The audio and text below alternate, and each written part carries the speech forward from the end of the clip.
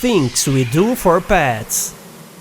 Gimme shelter. Make a difference in a pet's life by volunteering at the Humane Society. What's the next best thing to owning a pet? For many, it's the opportunity to be part of an animal-loving community. You will find exactly that at the Humane Society, a registered charity that has been providing care, comfort, and compassion to animals in need for well over a century. Our lives are super busy, and the time you can offer is a most precious gift. This episode describes the many ways you can volunteer with this organization that values all animals and advocates to treat them with respect and kindness.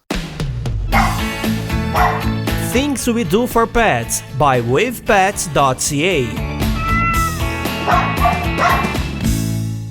Have you ever visited an animal shelter? Were you struck by the sense that it can be a miraculously joyful place, and yet, at the same time, heart-wrenchingly sad? I feel you nodding in agreement. At first, you're greeted by exuberant puppies vying for your attention, while nonchalant cats pretend not to watch your every move. Groups of tiny kittens steal the scene as they frolic in their cages and tumble around in a big ball of fluffiness. Then your attention moves to the quieter ones, the ones who have been there a little longer.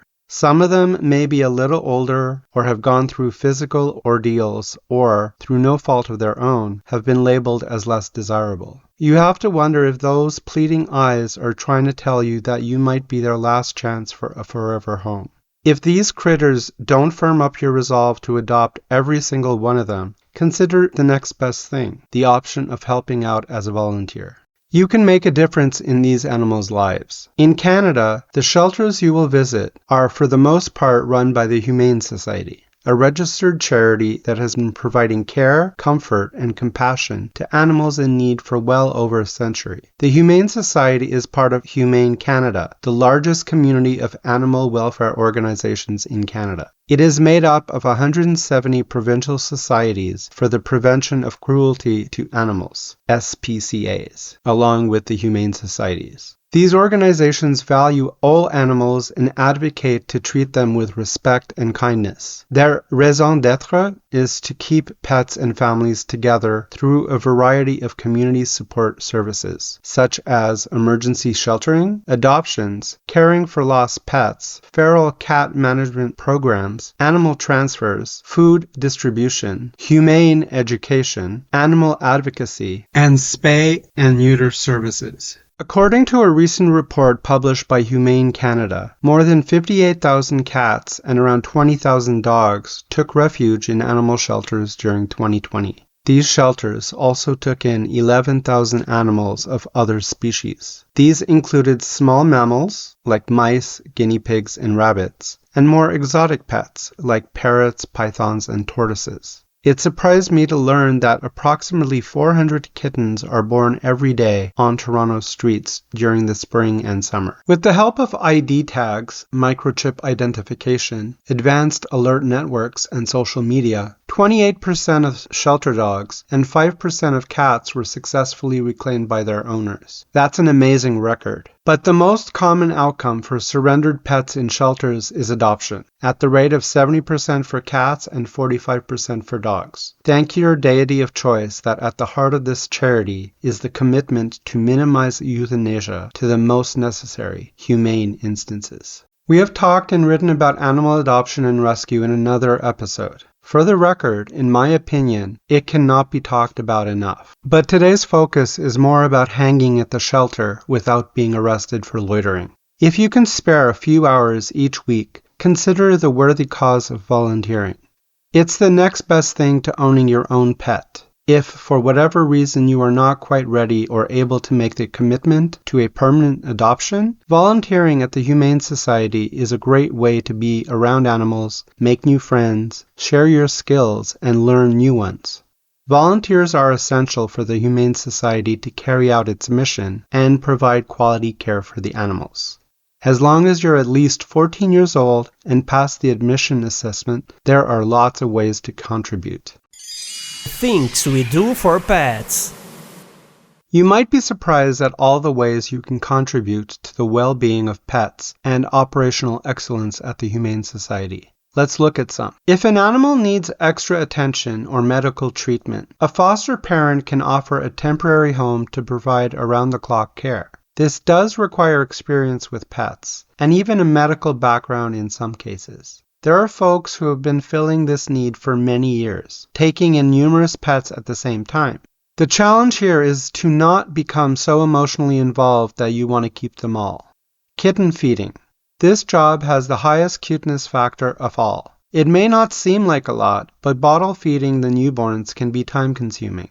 Between the on-site cats having litters and incoming babies whose owners cannot keep them, there are always plenty of mouths to be fed. Office help. From greeting visitors to answering phones and all the administrative work involved in running a business, the shelters can always use an extra pair of hands. Kennel help. Those extra hands are equally welcome with general tasks in the shelter like cleaning cages, keeping food and water bowls full, regular grooming and walking dogs. Playing with the animals and making sure they get exercise are vital to keep them healthy, active, and adorable for potential owners. Helping with adoption drives. The shelters hold regular events to draw in the public and attract new pet parents. Depending on your interests and skills, you can help with community marketing, social media, and even contribute to the screening process at busy times. Delivering humane treatment education. Again, depending on your experience and talents, you could participate in the Society's goal of educating members of the community on the importance of responsible pet ownership, knitting blankets and creating toys. If you are a crafty somebody who chooses to volunteer from the comfort of your own home, put your knitting needles and crochet hooks into action making blankets for pet cages or creating homemade toys. Imagine all the little doggy sweaters and tiny quilts that you could produce in a sewing circle with your friends. Fundraising. This last item on my list may very well be the most important, helping to raise much-needed financial support.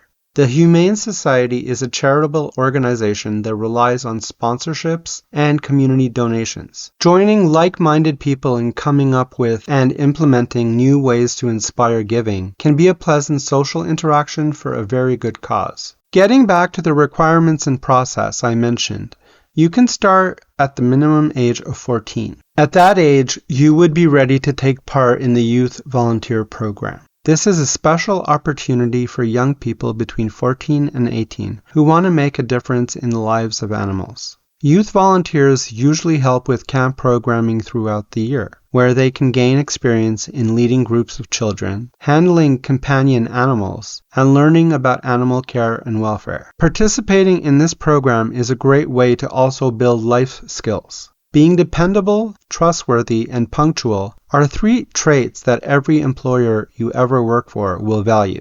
The ability to follow instructions, work as a part of a team, and maintain a bright, positive outlook are also important assets that will serve you well throughout whatever career you may choose. The Humane Society in Canada is careful about selecting volunteers, and they do have a strict initial assessment and onboarding procedure. The process may vary slightly from one shelter to the next, and will depend on the role you're offering to take on.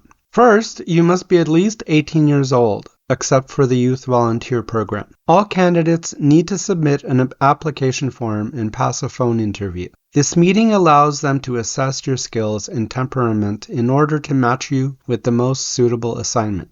You will then need to provide permission and contact information for the Society to check your background. Once past this stage, you will be invited to attend at least one orientation session. Finally, the organization will schedule the training you need to perform the duties. They generally look for a commitment of at least 1 year. Youth volunteers must also complete an application form, a waiver, a phone screen or in-person interview, and a mandatory orientation training session before volunteering at camp. If you're interested in volunteering for the Humane Society in Ontario, you can check out their website or contact your local branch to find out more about their specific opportunities and requirements. You can also read some of the stories and testimonials from other volunteers who have shared their experiences and insights. Volunteering for the Humane Society is a rewarding and meaningful way to give back to your community and help animals in need. You won't regret it. And just maybe, Once you are settled in and know your family is ready to love and care for a full-time pet, chances are you will have bonded with a furry creature ready to love you back. So that's it for today. Gotta be on time for my shift. Those kittens won't feed themselves.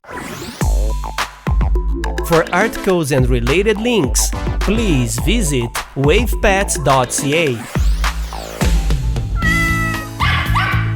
Things We Do for Pets is realized by BRZ Group Inc. This project was made possible through the generous support of Ontario Creates.